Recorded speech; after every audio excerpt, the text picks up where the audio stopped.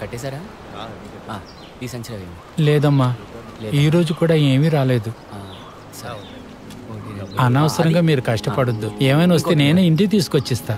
సరేనా? వస్తా. సరే సరే వస్తాను.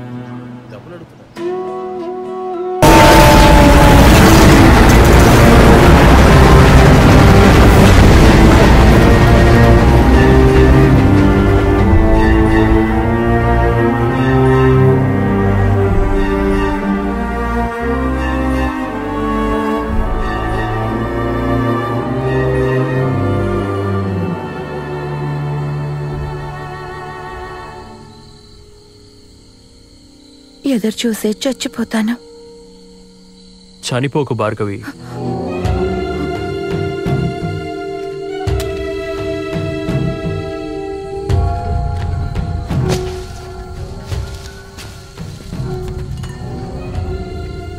ఇంట్లో ఎవరూ లేరు, రేపే వస్తారు. నేను నిన్ను చూడ్డానికే వచ్చాను భార్గవి. నేను చెప్పాల్సింది ముందే చెప్పేశాను. మాట్లాడడానికి ఏమీ లేదు.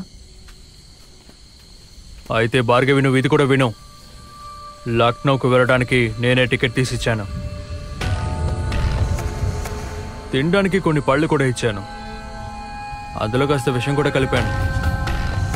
నువ్వే ఇచ్చావని చెప్పిన వెంటనే పాపం వాడు నమ్మేశాడు. ఇక మీదట వాడు తిరిగి వచ్చే అవకాశమే లేదు భార్గవి.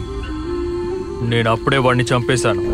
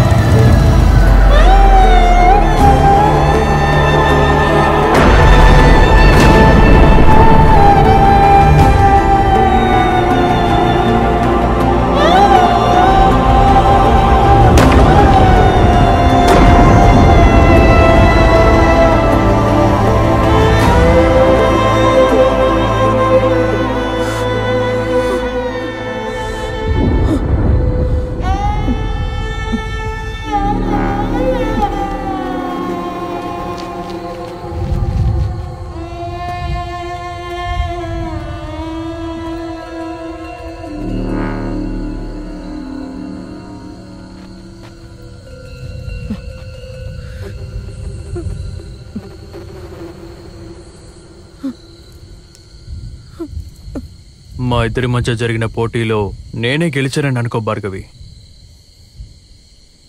ఇక వాడు తిరిగి రాడు.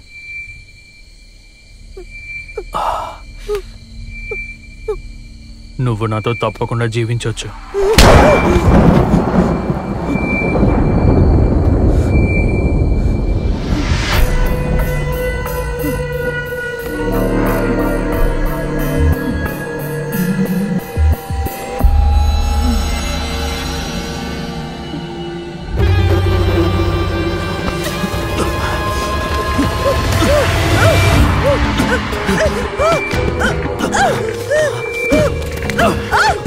అయితే నువ్వు చచ్చిపోవే.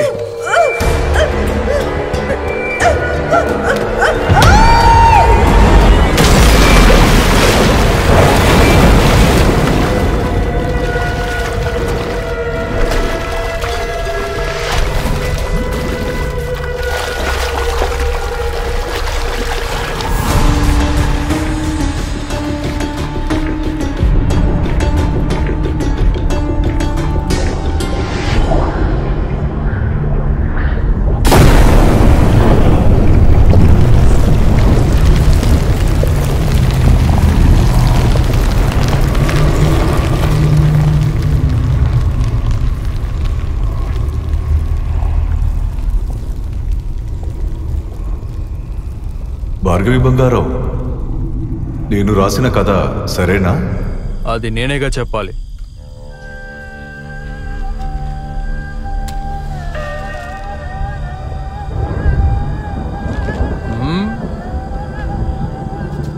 Hello mister Yemen.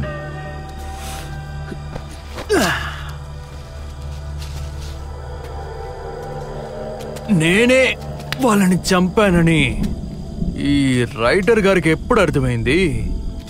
కొన్ని విషయాల బట్టి నేను తీసుకున్న వ్యూహం. ముందు నేను నా మిత్రుడు వాళ్ళ మావయ్య మీద అనుమానపడ్డాను. ఆ తర్వాత ఎంపీ గుర్రపస్వారీ చేశానని చెప్పిన విషయాల బట్టి ఒక వ్యూహానికి వచ్చాను.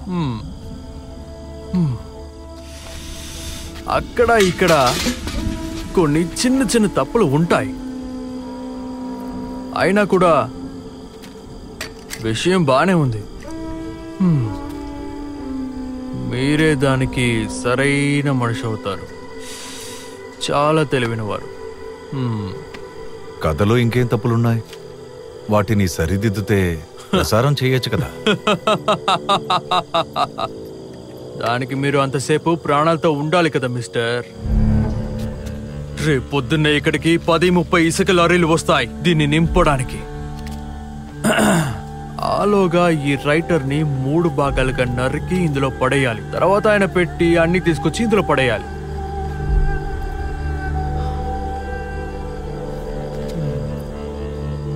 తర్వాత ఇంటిని కూల్చేస్తాను.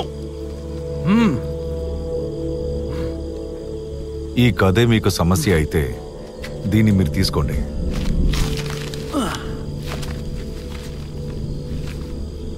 ఒక చంద్ర ఉదయం. ఇది నాకేం పెద్ద విషయం కాదు.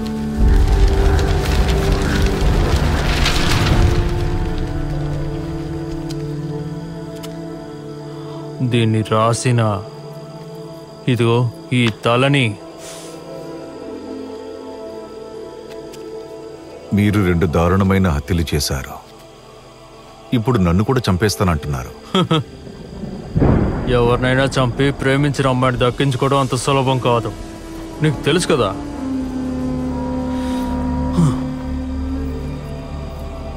తర్వాత కూడా నేనే ఈ కథలో విల్లన్ని, హంతకుడిని, నేరస్తుడిని. హలో మిస్టర్, నా కథలో నేనొక్కడనే హీరోని. ఈ ప్రేమ కథలో నీకేదైనా చివరి కోరికుంటే చెప్పు. నాకు ఎలాంటి కోరిక లేదు. అయితే నీ కథ ఇంతటితో పూర్తి అయిపోయిందనుకో.